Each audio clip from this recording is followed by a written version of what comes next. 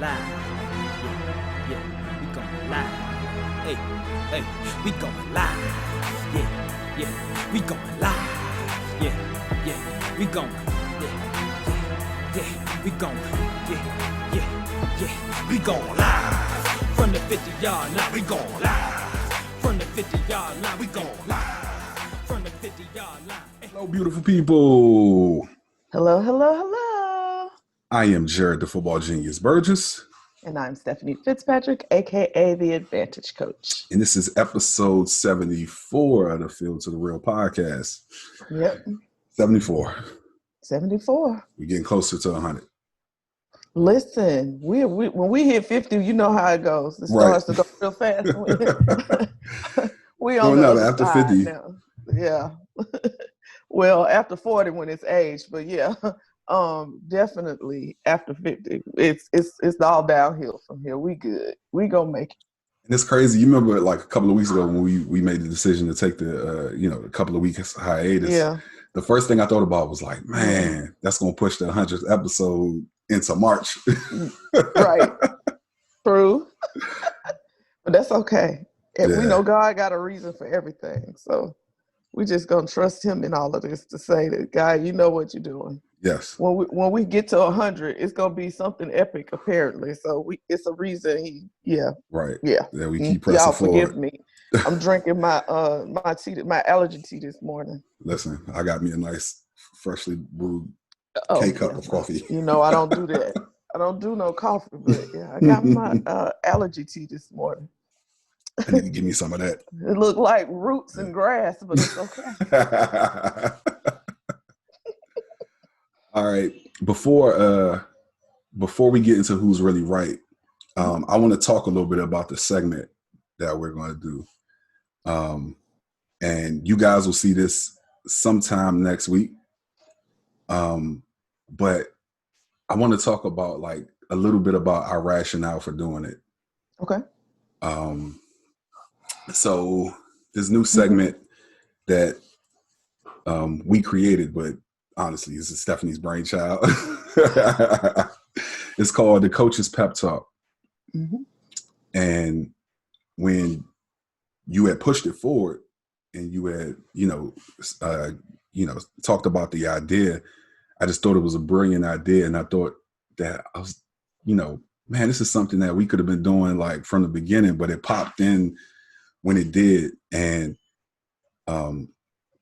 it's so timely. Like, what went behind the decision for us to create this Coach's Pep Talk?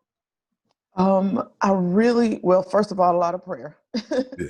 I've been diligently being in God's face about strategy for us to reach the people that we ultimately, what we started this from. So y'all, if for you all who might not know from the beginning, so Field to the Real project was the initial for us. Mm-hmm. We were meeting, trying to figure out who we were going to go and talk to, what we were going to do, because ultimately the project is to get in the face of the student athlete, to help them to know they're more than the sport and help them to give them the tools and the strategies they need in order to be able to be prepared whenever the sport is over for them.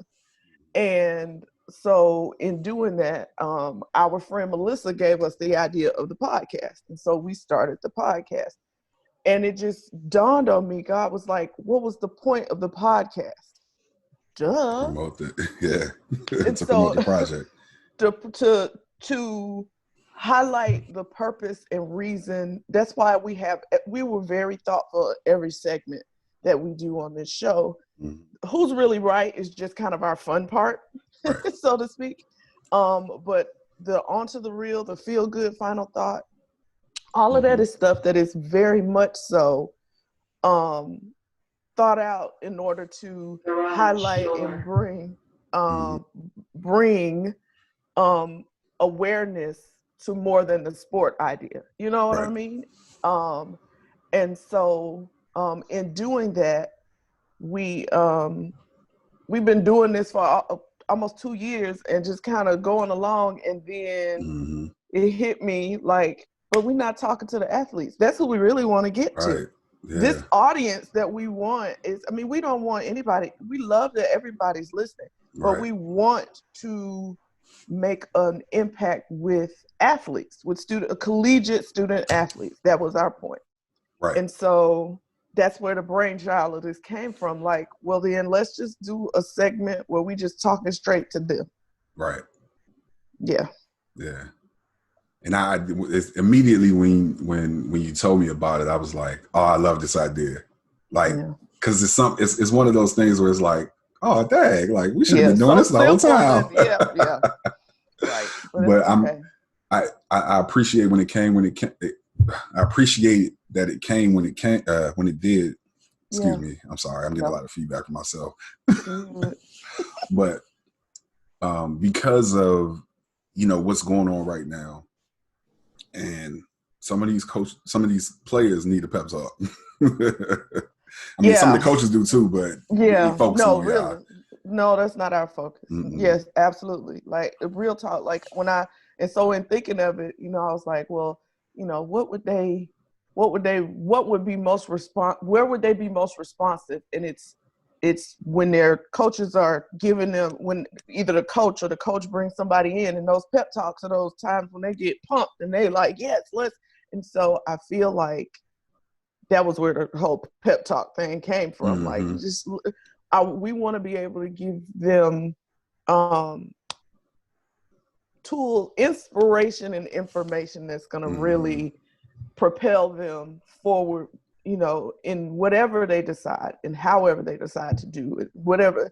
And we'll talk about it. You'll see, like when we start the segment, you'll see we've got, kind of our first kickoff on this was inspired by one of the college athletes. Yes.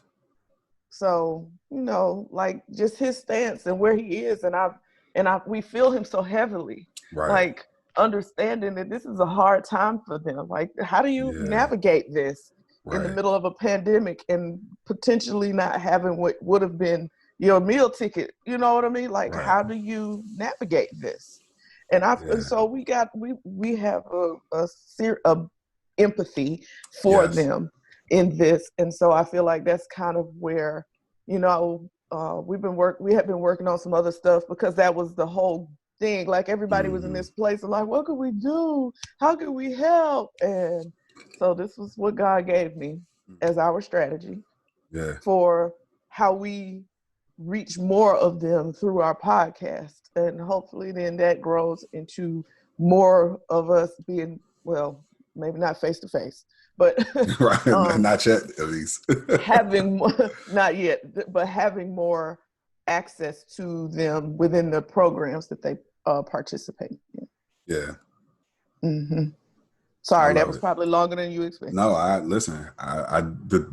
it deserved a thorough explanation. Like, and I was so excited about it that I was like, let's talk about this before we do Who's Really Right. I see. This wasn't on that. Wait, what?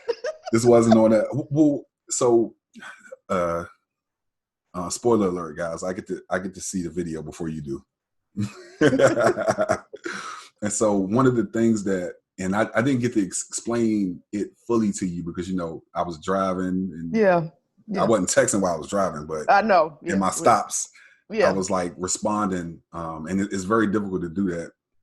You know what I'm saying? And remain focused. But the one thing I wanted to let you know that it's shown through on the video is that empathy, that love, and that care is there, because the coach's pep talk could be perceived as being preachy.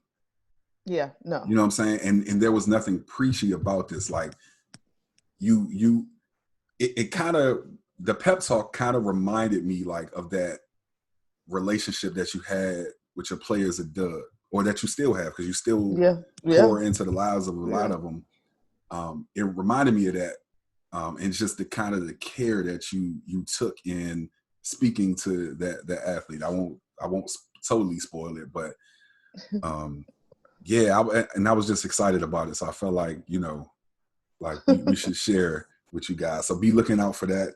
Yeah. That will drop on our Instagram every Wednesday. Mm-hmm. Right? That's what we decided. Yes. So every Wednesday, be looking out for that. Yeah. And for the student athletes out there, like there'll be something in it for you to connect to. And so we're Absolutely. just really excited about getting it out. Yeah. Getting it to No, you. this is I'm you know, it's been almost a year that I've been here in Charlotte, and I haven't really even though that was my hope, and then COVID hit, to have more to get here and get involved with the student athletes here in Charlotte, you know, whether that have been at Johnson C. Smith or high schools or wherever, you know, God would send me. But that hasn't happened. And so I missed that. You know what I mean? I miss that, being able to, you know, be in their lives and interact with them. And so I've been, you know, this is my way of being able to connect with the student athlete again. And well, our way, because I'm not the only coach. So yeah, it'll be our way to connect with the student athlete. All right. All right. So this Who's Really Right. When you proposed it, it looks drastically different now.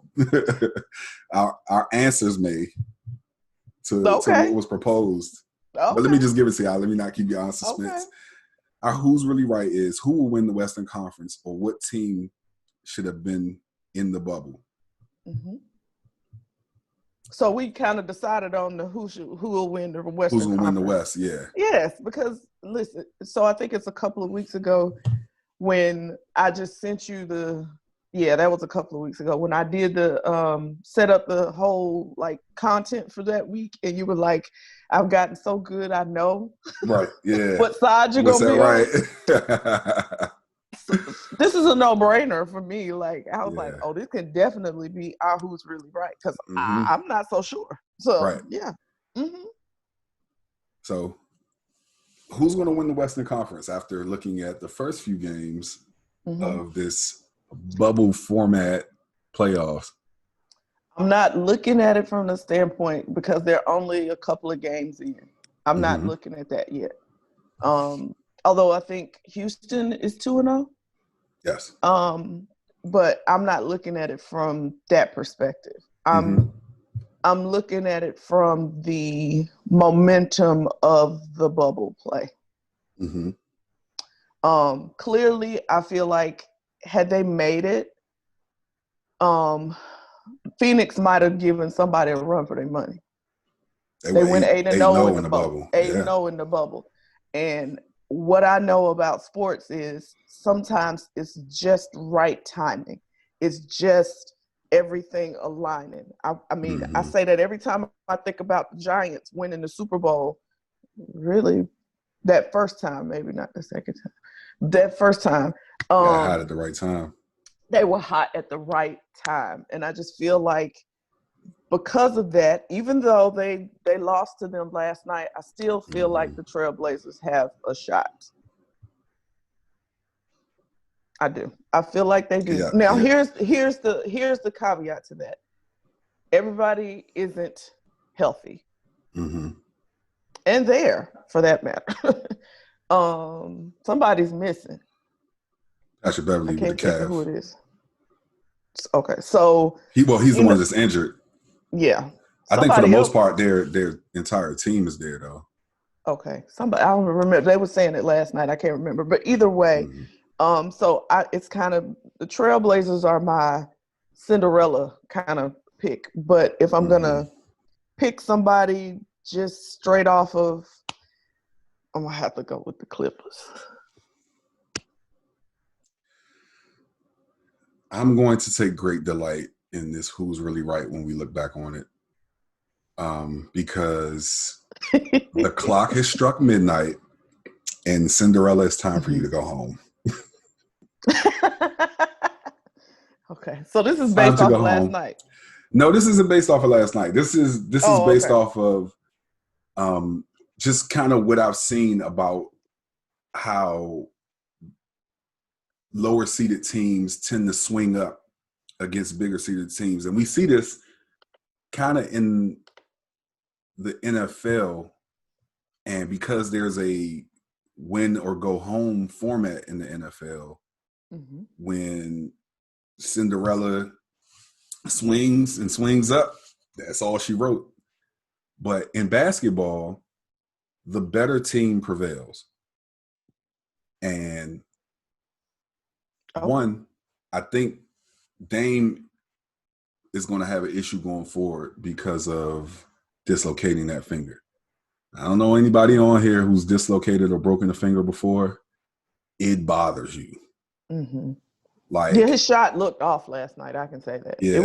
It wasn't Dame the way we used to seeing Dame. Right. And I think with that though, he just was really having an off night, which is, I mean, that's going to happen when you have the production that he had and he's been having for, oh my gosh, for the, you know, all of those games.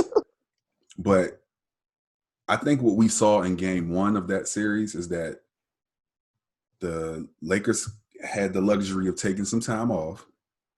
Oh, that's what this was. Okay. Oh, okay. And Portland had been fighting for their playoff lives. And in game 1, we saw the continuation. They were still in that mode. They were still in that mode. I think last night we saw that there's nothing that can be done with Anthony Davis. No. He needs to just get in that rhythm. He gotta be. No, I agree. If they're gonna win, he's got to be. He got to be phenomenal. He got to be. He has to have a Shaq mentality almost. Yes. He got to have a Shaq mentality. Like if they're gonna win, he got to come with it like a Shaquille O'Neal. Like you just got to be nasty and just dominate in the post and not like nobody can. Real talk. Like And my issue with the Clippers is that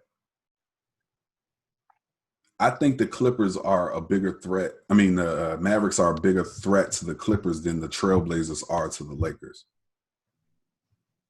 Okay. And I'll tell you why. Even though the Clippers have this great defense that since the playoffs have started, and it's only been 2 games we just haven't seen yet, they're going against statistically one of the best offenses ever.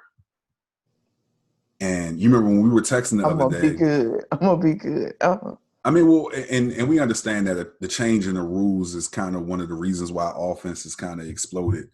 But statistically, one of the best offenses ever. And there's nothing they can really do with Porzingis. Like Zubac, all right, but Porzingis, and I know people call him the unicorn, and that's an accurate description of him. He is truly a unicorn. Now we've seen bigs who can shoot and who can dribble, but his athleticism for his size is unparalleled. Okay. And I really don't think and we seen it last night. Like in game 1 of the Trailblazers game, it was clearly the Trailblazers. Game 2, it was clearly the Lakers. With games 1 and 2 for the Clippers and the Mavericks, it's been the Mavericks. And we saw that the Clippers kind of got bailed out a bit when he got kicked out of the game. Got kicked out of the game, yes. Now, if the referees are going to decide to do that the rest of the series, then it might be a different story. But I mean, and as much as I hate to say it, because I'm not a fan, but I think it's too much put on him. But I cannot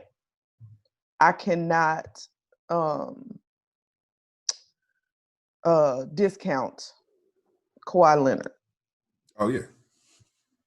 And you put Paul George with him? I don't know. So my issue with that though is that Paul George is a great player, and I'm not trying to take anything away from him. But here comes the takeaway, Paul. In very key moments of the playoffs, through his playoff life, he's come up small, much like he did the other night. Yeah. It was that Wednesday night. Yeah. Okay. And so, I guess. He also was not playing with the Raptors either. I mean, with the Clippers either. That's true. But like last night, they lost and he played horrible. Mm-hmm. Not horrible. He didn't play well. He wasn't in playoff form. No. That's it. Let's just say that. And that's what we've seen from him. Now, it's a difference when we see that from him and he doesn't have the cast of all-stars that he has around him now. Yeah. There's a difference in that and Wednesday night when we saw him, but we also see that the outcome is the same. Yeah. Because like as much as Kawhi Leonard got built up to having done it himself last year, there were some players on that team who had to come up big in order for the Raptors to win the championship. And it upsets me because I feel like, the same thing that gets done with Jordan is getting done with Kawhi Leonard right now. And I'm only comparing them in this regard. We pretend like they didn't have teammates. Like, really? Yeah, I think the narrative around Michael Jordan is that it was him against the world. And we discount Pippen, we discount Rodman, or we discount their roles in that championship run. The true basketball fan will not discount those guys. So the bandwagon, it's good that you say that. The bandwagon will, because that's not true. It's good that you say that because, like, while there is true basketball core fans, there are also a lot of what do we call those fans? Not fair weather. It's a word that I'm looking for. I'm saying they bandwagon. Like, you get on. It's the thing to do. Like, a lot of people just, for instance, people just like the Cowboys because somebody else liked the Cowboys. Right. Or the Cowboys are the team. Right, they're America's team. You are not telling me that you know anything about football and chose the Cowboys as a team that you would be like, no. Yeah, I'm more for the Patriots fools than I am for the ones who you just yeah. So anyway, but either way, so yeah, I can't count Kawhi out. I can't, and he does have really good pieces around him. Mm. He does. He has really good pieces. But I'm gonna just say this: if I'm going back to my point, and then I know we got to move on. Yeah. If Dame, and I'm still telling people, I know his finger's dislocated, but CJ McCollum player would have broke back. Mm-hmm. So if the two of them can just muster up beast mode like they can do, all the other pieces around, they'll be okay. They'd have to do that for 3 more games. Yeah. And I just the only person that can't do nothing with is AD. That's it. Mm-hmm. I mean, well. No, don't you say it. What? What? Go ahead. Well, I mean, they can't do anything with Bron either. And we haven't seen Bron go 0 dark 30 yet. No, we haven't. And I think that if he feels like he needs to, Bron had 10 points last night. And they won by 30. Well, that's because everybody else was, Well, yeah. And the Blazers your were boy, off. What's his name? KCP. He went to Georgia. UGA. I don't know who that is. Kentavious Caldwell-Pope. Oh, you said KCP. I'm like, who? I started laughing because like what? Charles Barkley tried to say his name the other day and he called him CP3. And I'm like, Charles, just get off TV. Get off. Bye. Country self. Go bye. Right. Yeah. Mm-mm. But okay. No, we'll see. So y'all tell us who you think's really right. Are the Lakers? My pick is the Clippers. Yeah. My sleeper is the Trailblazers. Yeah. That's who I really feel like can pull it off. But yeah. Y'all let us know who's really right. Who's really right? Yeah. I'm trying to Okay. figure out how to do the poll on Twitter. I'm still learning.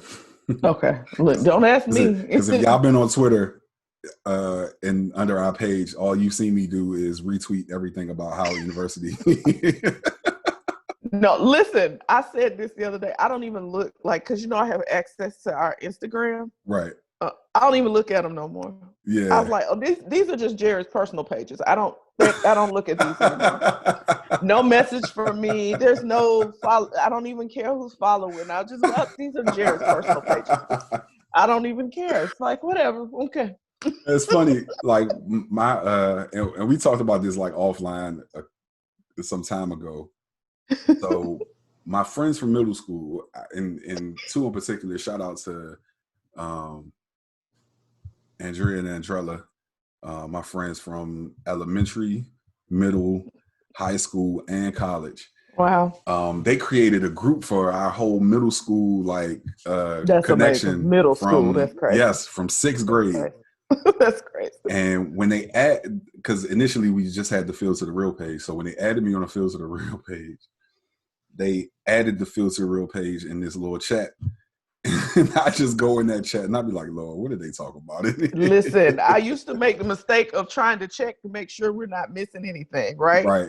So I'm going, because y'all, just whole side story. We almost didn't know we had been nominated for a Rice Award. Yeah. Because somebody don't check our, Yeah. So, so I started checking to make sure we weren't missing things. And so I went in one day and I was like, what is all this? And Lord have mercy. Yeah. The things that I saw. All types of craziness. And the conversations, I was like, okay, Jarrett, I'm gonna let you, every time I see the first person in something class, I'll be like, nope, not checking that. Nope. You got it. Then it's one of those things where they like talking it daily like a group chat. Yeah. And so like a lot of the times that's the only thing in the inbox. I literally don't even look anymore. I see when things, I get notifications that we get things to Field to the Real podcast and Field to the Real. I don't check either one. I'm like, nope. Those are Jarrett's personal pages. So, but yeah, if you figure it out on Twitter, yes, please do, sir. I'm gonna Google it and see how I can make what that to work. do. Yeah. Okay. All right. Now, so we, I don't want to give too much away, but basically, one of the things that we've been talking about over the last few weeks is just about how we can make college football work. Would it work? Could we create a bubble? Yeah. And just, stuff like that. Just trying to figure out how college football could be pulled off successfully without there being, a large number of people being exposed to COVID, or a large number of these student athletes being exposed to COVID. And what we've seen is a lot of college players saying, look, we want to play. Yeah. Seemingly not really taking a position of understanding that this could affect their health. I'm going to say this. I feel like a lot of these athletes, again, this goes back to what we started the podcast off with. They have literally banked everything on this opportunity. A lot of them go to college not for the education. They go for the experience and the exposure. Mm-hmm. And when that potential opportunity is threatened, they are more desperate, let's say. You know what I mean? And so it's almost a blind disregard for health. I mean, playing football in itself, knowing about CTE, knowing all of the threats that could come to you, bodily harm that you could you already have to have a mentality that I'm going to do whatever because this is just it. You know what I mean? Like, you got to have that mentality already. So for them, and they already, as a generation, these young people already are not taking COVID as seriously as they should, because the narrative that was given to them from the beginning was one that it was an old people's problem. And so I think that they still kind of hold that in their minds, that this is not, even if we get it, we're going to be okay. Right. I'll just ride it out and then I'll be okay. Which you sent me an article yesterday that broke my heart. It hit close to home too. It really hit close to home. Yeah. For those of you out here who like, what are they talking about? Sorry, the starting y'all. quarterback for Georgia State. The starting quarterback for Georgia State contracted COVID and now has an issue going on with his heart that will cause him to sit out the season this year until they figure out, entirely what's going on. Yeah. And so we're rushing to play. We don't understand how this thing is truly affecting people afterwards, not even just contracting it and the possibility of succumbing to it, but how is it going to affect me afterwards? Right. And it's funny that you start talking about CTE, because that was my thought. My thought was, as football players, even with the thought, there's a level of, in youth, there's a level of immortality in our mindset anyway. Yeah. And then we think about football and it's like, we hear this thing about CTE and we're like, I'll be fine. Right. You know what I'm saying? And it's not an immediacy to it, but there's an immediacy to COVID, like that we're seeing. And I'm surprised that some of these young folks aren't taking it, and particularly the student athletes aren't taking it as serious as they need to. Now, I understand wanting to play. Why are you surprised? Well, I'm surprised because of how immediate it is. Like, it's not like COVID is a thing that you have to worry about 10, 20, 30 years down the line. It's something that can affect you tomorrow. Right. So you can kind of look at CTE and say, oh, okay, I get it. Like, they don't understand, they can't connect the two. Right. Because it's so far down the road. It's so far down the line. The effects of it. Yeah. Right. But the problem is they're not looking at COVID as something that can harm them. Right. It's almost to them like a cold or the flu. Yeah. You get what I'm saying? Yes. So, and we don't know enough about it to be able to say this is just like another cold or the flu. We don't. And you see already just what's happening with the young man at Georgia State. That clearly it is something beyond. I mean, it has to be. It's a pandemic. The cold and the flu, that we don't have a pandemic when we get the flu season. Right. So this is tough. It's just tough. It's sad. I understand where they're coming from, but I just really feel like if I don't want to talk too much because this is gonna get into what we're doing, but I just feel like they need to pump the brakes. I'm gonna just say that. Yeah. Pump the brakes. That's all. Well, the one plus is too much. Seeing that they've that at least the NCAA came out and said if you're a part of a team that's not playing, your eligibility is frozen. Okay. But if your team plays and you decide not to play because you're worried about your health, then I don't know if I didn't read it all the way. I would hope that if you make that decision based on health, which they've given them the right to do, then I feel like at that point, because the whole reason the teams have chosen not to play is for health reasons too. So as an individual, if you've chosen to make that the case, then I feel like it's only fair that your eligibility, I believe even from the initial, when they put it out that they could choose not to play, they could opt out, that their eligibility would not be affected. Okay. Yeah. I mean, just like James Franklin said, like, I feel like the NCAA has failed these players. Not, you can think to it like, okay, we can't expect these players to protect themselves because they want to play, and I understand That's all why they're they thinking want to play. about. That's all they're thinking about, like you said. Mm-hmm. But the NCAA has provided no guidance, no answers. At least tell them what you think is going to happen. Right. They didn't even have a plan. Like, let them give them something to put their hat on. Like, okay, fine. If I don't play this season, I mean, the eligibility thing is great, but somebody who's a 5th year, 4th year player, no, even 3rd year player who's like, I was already projected to be blah blah blah in the draft, is not trying to come back to play football next year, because every year that they play collegiate football is a year. One, it takes away from a year of professional football, but it also is a risk of their health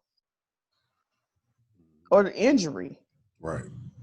So, they typically don't want to do it if they don't have to. But yeah. Anyway, it's pretty rough.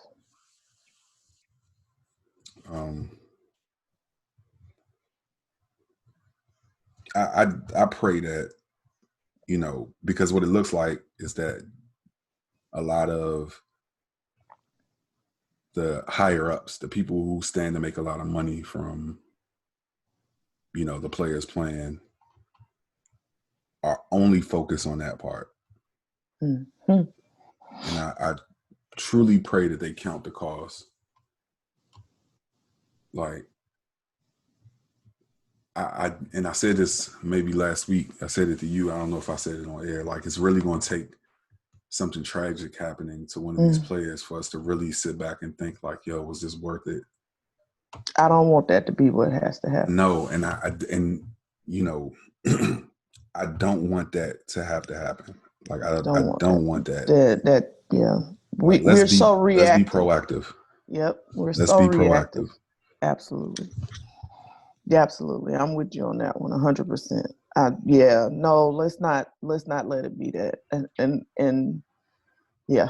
Anyway, this conversation could go on because I just thought of something else, but nonetheless, we like Jarrett said, we just really hope that these people who have the power and the authority to make the decisions would think about the kids and their long term, not just immediate gratification. Because that's what's wrong with the kids. They're thinking immediate gratification.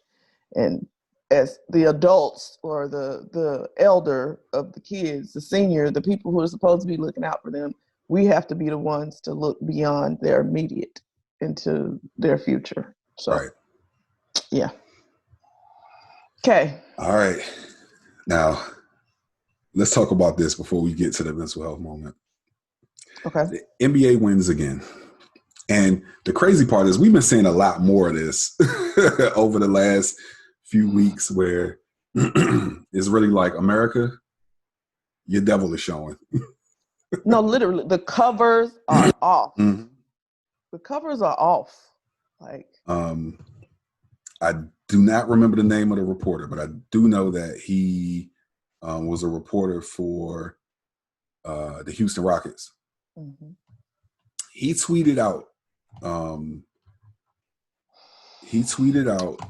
something very disturbing about Kamala Harris, excuse me.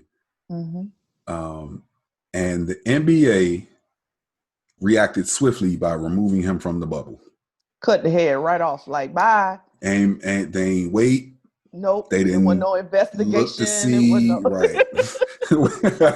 You know what that just made me think of? What? That stand up that Cedric the Entertainer did, where he was like, "We ain't need no running coordinator to get running organized." Right. If I'm with you when you start running, I'm gonna start running. Start running too. That's it. That's right. That's right.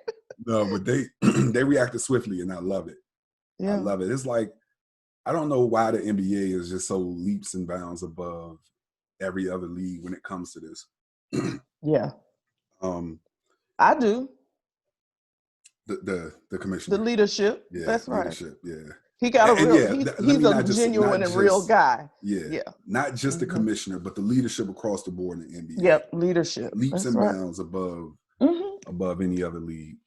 Yeah. Because I think about how Jerry Jones has just been so vocal over the last couple of weeks, and you have nothing to say. Time to say Black Lives Matter. Like, he was you curiously was quiet. Yes. A man who loves the microphone, much like your president. Something just happened inside of me when you said your president. Wait a minute. My president's still 44. I'm still I'm still back there. Look, my president is black. My Lambo blue. Oh man, no, but yes. That speaks volumes to me about the person. Because even though it is NBA leadership, it starts at the top, and he is the top. And so Adam Silver has set a precedent with who he is, his personal beliefs, and it trickles down. And you see it. Joe Biden said it last night about our the person that lives at the White House now. He said it last night. He said that in his speech last night. It's leadership. Yeah. Yeah. I think Kamala Harris said it too. I know Barack Obama. I'm about to say Obama said it. I'm gonna say something. I know he said it. I know he was like, "Woo, I get to say what I want to say now, baby." Yeah. So, but yeah, I feel like their swift action, everything they've done so far with this bubble, as far as social justice and giving these players their platform to be able to speak, has been phenomenal, literally. Like, and I wouldn't have expected anything else from him and them than to quickly make that move. I mean, first of all, I don't know who's gonna talk to you anyway if you stayed. Right. Right. You can be isolated in that bubble. Isolated in the bubble. Like, you'll be in a bubble in the bubble because nobody's going to talk to you. My man got the bubble inside of the bubble. Right. So, yeah, that was crazy. But so kudos again to the NBA. Yeah. Yeah, for sure. All right. So our mental health moment. And I'm going to give her props, but I'm gonna do this quickly. Victoria Garrick, and I'm gonna speak a little bit about her story, but she has a TED Talk where she talks about mental health, and it was awesome. I think she hit the mark with this, and it's funny with our last mental health moment when we talked about I can't think of the name of the website now, but Lord, horrible. Yes. Yeah. But if you rewind back to our last podcast, you'll have it. But Lord. I got Victoria's name from that website, and I just wanted to look and see, what she had, what was her story. And she is a former Athletes for Hope. Yes. I could have went and looked at that too, but I wanted to make sure I stayed on this. No, you're talking. You good. On this page. You got it. But she is a former volleyball player at USC. Okay. And she talks about how becoming a college athlete led her into having body image issues. And so she started off, she when she got to college, she was very lean. She was a tall, lean girl, got to college, and she had to start lifting weights. And she said when she first started, she didn't think anything of it. Like, she started to get muscular, which, and then stuff started happening. She was like, questioning herself. She was like, squatting 220 pounds isn't girly, right? you know, and she said one of the things that really hit her and it caused her like to kind of start having those issues is that she went shopping one day and the sizes that she wore before she got to college, she didn't know that she couldn't wear them anymore. So she would get to a place and she would try to zip up a dress and she couldn't. And she talked about being in a mall and crying, trying on clothes because they didn't fit anymore. And she didn't feel girly and she didn't feel, and it made me think like, that's a whole, we can understand it from the other standpoint, but body image issues across the board, like, you know, need to be considered. Absolutely. It's not just because you're overweight. Exactly.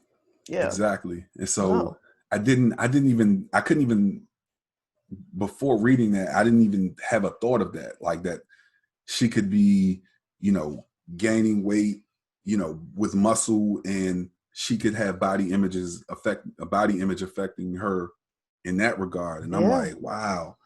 Yeah. So, with all of that being said, like her TED Talk is really good. Like I'll definitely tweet out the link of it. I don't know if you can IG links to YouTube. I don't think so. I've not seen that. I don't think so. But you might be able to like put a snippet of the TED Talk on IG though. Okay. And then they can go watch the whole thing if you can find it somewhere. I'll try to do that. I'll try to link it that way. But I'll definitely post the YouTube of it on Twitter. But yes, definitely check out her story. It's very interesting. Like, that was a really good TED Talk. That's such a real thing. Like literally, I mean, I know I'm a thick girl, but that has been one of my like reasons. People are always like, why don't you lift? Why don't you put weight, you know, doing weight in your, because I'm always concerned. I have a propensity for for a muscular build. I have very muscular legs, very muscular arms. And I'm always like, I don't want to look. Yeah. I guess like she would say, I don't want to take my girliness away by being, I don't want to look like I'm a weightlifter. I don't want to look like a bodybuilder. You know what I mean? And so I'm always cautious of, I don't do weights for that reason. I don't, because I'm not trying, no. So I feel her. Yeah. I'll just have fat before I have. Listen at you. It's okay. All right. Okay. On to the real. This is so cool to me. Sad. Jason Wright. This is sad. It's a bittersweet story. It really is. Jason Wright, former NFL running back, played for the Falcons. Yes. The Falcons, the Browns, and the Cardinals. It becomes the first Black president of the football team in Washington. Which is kind of a 180 moment or 360. I don't know. 180 probably. 360 to take you right back where you were. So. Well, okay. So I think what I mean to say is thing comes full circle. Yeah, 360 then. Yeah. So the team in Washington was the very last team or the very last franchise to integrate. So for them to have the first Black president is a full circle moment. So shout out to him. I remember when you first sent me this story, I had this whole negative slant to it, and I sat with that, and it only took me about 2 or 3 minutes. And I thought about it, and I was like, you know, we are asking people to change, and when they do change, we question the change or the motive behind the change. Right. And the reality is, it's still change. Like this, regardless of anybody's rationale behind doing it, this is still change. And so, you know what I'm saying? Like I can appreciate it. And, you know, I'm a fan of the team in Washington. I don't really care what your motives are. Yeah, right. Yeah. Yeah, of course you know are. what I'm saying? Like, Yeah. this is that's crazy. The first black president. That's the sad part. This is the first time in NFL. Listen, how long the NFL been around? Forever. And it's the first time that somebody's been put in that position as an African American, and that is just crazy to me. It really that is. part is really sad and crazy. It really Jamel is. Hill tweeted that out. Like, this is embarrassing. Very. That's what she was like. This is embarrassing that we got to be celebrating this, and it's 2020. Really? We didn't have the first black president of the country before we didn't have a black president of in an NFL. Yeah. That's crazy. So yeah, but no, I'm excited for him. And let me just say this really quickly. To your point, motive is not the issue. I mean, I have an issue with motive, but motive is not what I'm going to focus on. I'm going to focus on a qualified black man getting the opportunity to go do what he does. And so him doing what he does sets the precedence and blazes a trail potentially, if he's well, for other teams to then make those decisions as well. Right. And then him being in that position allows him to help others who look like him possibly get other positions that are of significance within the organization as well. So I'm going to take the win. As long as you go do an excellent job, I'm good. Yeah. Right. That's it. Don't give it to me because my skin got some melanin in it. Right. Yeah. Right. Yeah. All right. Feel good final thought. Now this is hilarious. I saw this and I thought it was a joke. It wasn't a joke, sir. Now, I am here for all of the Jimmy Butler. Of course you are. Praise. Yeah. Crazy? Okay. Mm-hmm. No, I ain't say crazy. I said praise. I said crazy. But Jimmy Butler is selling coffee in the bubble because they don't have any coffee there. Yeah. And he is selling it for $20 a cup. He said he was going to up it though. And I saw the interview with Rachel Nichols, and I'm like, what is Jimmy Butler talking about? Like, it just seemed on brand with Jimmy Butler. But to find out that this is true. No, this is real. Like, he has a sign outside of his door that says, I've got lattes, mochas, and just coffee. Mm-hmm. And this is how much they cost. Wow, like, literally. Yeah. Literally. I love Jimmy Butler. I said, these dudes is crazy. Like, really. They said last night, CJ McCullough had 85 bottles of wine sent down with him. And he keeps his room at 50 degrees while he's not in there so that they stay at the right temperature. And when he gets back, he only goes up to 60. So you sleeping in a freezer, right? So you in order to keep your wine warm. Lord, yeah, you got some creativity going on in the bubble. Oh my goodness, these are the things you thought about when you decided to go in the bubble. Let me make sure I get all the coffee in the world, and let me make sure I get a bunch of wine. Jeff Van Gundy was like, 85 bottles. He said, sound like we need to be giving him a hotline number. Right. Hilarious. Oh, you're like, listen, we're going to be here for a while. Nope. Oh, goodness. Let me get all my bottles. All my bottles. Let me get them all. Darn. Okay. So yeah. But yeah, that Jimmy Butler thing, very smart. You made us laugh. That's for sure. Yeah. Y'all making millions. Pay $20 for this cup. Right. Pretty much. That's why he was like, you're right. I'm gonna raise my price. I cannot. $30 for a cup of coffee, but that's how rare it is that they can't find any apparently. So he just that was economics. He did supply and demand. So love it. Okay. Businessman. I love it. All right, crazy show picks. Businessman, but a businessman. Right. Don't do that. Don't do that to Jimmy. Okay. Anyway. So I do this to you every time. I got to switch up my show. Again? I got to switch up my show. Because I always watch stuff in between. In between when we, yeah. We did a lot has happened since our meeting. Yeah. So I'm like, wait, no. So Wednesday night on Vice was the premiere of Carrie Champion and Jamel Hill's new show, Stick to Sports. And let me just say, I love it. I love it. Did they have my GOAT as the first? They did. Okay, I gotta watch Your it. GOAT was the first guest. Okay. Him and Corey.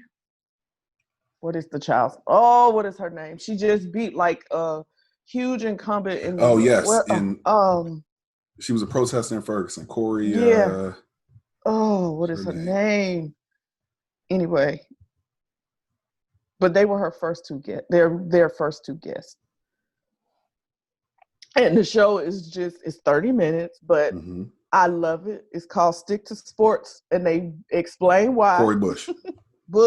Yeah. And they explain that it's stick to sports because so often as journalists, when they spoke out about things outside of sports, they were kind of told to get back in your box. Right. All you need to open your mouth about is sports because that's what you do. And so I think the show, your GOAT was instrumental in them actually getting the show off the ground. And so they've taken this stance that we're going to talk about things that ain't got nothing to do with sports. Sports journalists. Right. I love it. It was cute. They're really like best friends. Yeah. So it's just a real good chemistry with the two of them. It just was good. It was good. I enjoyed it. I didn't get to see the show, right? But I saw their interview on the Breakfast Club. And I don't know if they got into on the show. I didn't see it. So I don't know if they got into how the show came about and how their friendship blossomed. Yeah. Cause she made her be her friend. Yeah, right. Jamel was like, "No, you're gonna be my friend. You're gonna be my friend. We two black women in this industry. You're gonna be my friend." Yeah, you gotta see the interview because they got deep into like Jamel's. Yeah. I wouldn't call it a beef, but no, that's what they talked about. They talked about her issue with Skip Bayless. Oh no, they didn't. I'll go watch it. You gotta watch the interview on the Breakfast Club because she got into. Carrie had talked about it, but didn't say no names, and Jamel was like, "I mean, I'll say his name." Yeah. She was like, "I ain't trying to throw nobody under the bus or nothing," but she got into her issue with Skip Bayless, and I was like, "Wow!" I'm like, it was like they gave the Breakfast Club like some premium. No, I'll watch content. it. Then. I'll go watch it. Yeah, I gotta watch the show. Yeah, no, you gotta watch it. I was waiting for it to come on, but no, it's hilarious. They really are clever. They're clever. They're funny. Like for instance, one thing when they talking to your GOAT, Carrie Champion is a huge Lakers fan, and so I don't know why Jamel asked her if we were in this scenario where it was a burning building or a plane going down. Who would you save? And she said, well, if I could pick up anybody, I'm going to pick up LeBron. And then I'm going to help you get your stuff on so you can. You got to win us this ship. I was like, I love that they are truly friends. Yes. I love that she was in her wedding. Carrie was in Jamel's wedding. Yeah. So no, but it's really clever. It's really good. You know me. I'm loving it, seeing the black girls rock. And unapologetically speaking about whatever they want to talk about. So go for it. Love it. Yeah. So that's my pick. All right. Mine was Bad Boys for Life. And it's sad that I'm just getting to see it. Backstory. So January of 2019, I got a message about a casting call in Atlanta for Bad Boys for Life. And the first time that I had scheduled to go to the casting call, I got sick. I think I had just come back from, this is December of 2018. I had just come back from California. And I think maybe I had caught something on the plane or while I was out there or something. I remember you were sick. Yep. Like I was sick. You were. And I overslept the casting call, which I don't typically oversleep stuff. Like I'm an First early of all, he riser. had the crack of dawn with the dawn rooster starting out. But I had a second opportunity to do it, and I was going to take Jack with me, so that he could be a part of the casting call as well. And I think he had gotten into some trouble that day, and neither one of us went. And man, when I saw that, it was just like, man, I could have been in this movie. So y'all, not saying that I would have got the say part, this. but Oh no, let me say this, y'all. This man y'all looking at or hearing on this screen right now is not walking in everything that he's called to. He's I would not. see that. Yeah. And he knows, because I say it to him all the time. Yeah. That you need to push right. what you call to do. Yeah. So I need y'all to just help me help Jarrett. Let's push this brother, my brother, Yeah. to greater for what he got in store for him. Yeah. Because like hearing that makes me mad. Yeah. See, you tell me that when you yeah. Mm-hmm. I already know. Yeah. Okay. Go ahead. I'm sorry. Nah, it's okay. You didn't tell me this movie was that good. You did not tell me. But because the Bad Boys the Bad Boys franchise. It's my favorite movies. So yeah, absolutely. No, they come with it every time. That's all I can say. I don't know who directed this one. Was it Michael Bay? I don't think so. Yeah, but I don't think he did, but I don't know for sure. I didn't think he did either. Because it certainly wasn't as much blow up. Yeah, no, this was definitely more dim. Yeah. Yeah. But I think they still did a great job with it. Oh, if you have not seen it yet, it is on Stars, I believe. And check it out. It's a great movie. Funny is all get out. Yeah. They just stupid it. I mean, right. I think it's just them. Their chemistry just makes it amazing. Right. Yeah. So, okay. All right. We have the end of another one. It's the end of episode 74. Yeah. We say this every week, but we want you to know that we truly appreciate those of you who tune in and listen. I have to apologize for the YouTube viewers, and I see that you all, as soon as it got posted, like went and started looking at it. So I appreciate that. Good. We appreciate that. Yeah. Certainly, like, continue to reach out to us. Like, hit us up on Instagram at Field the Real Podcast. On Twitter, Field to the Real, the number 2, the Real P1. The Field to the Real Podcast YouTube page. If you want to email us and critique us, Field the number 2, the Real Podcast at gmail.com. And just, we truly would appreciate, you know what I'm saying, any type of feedback, any type of exchange. And yeah, we love what we do.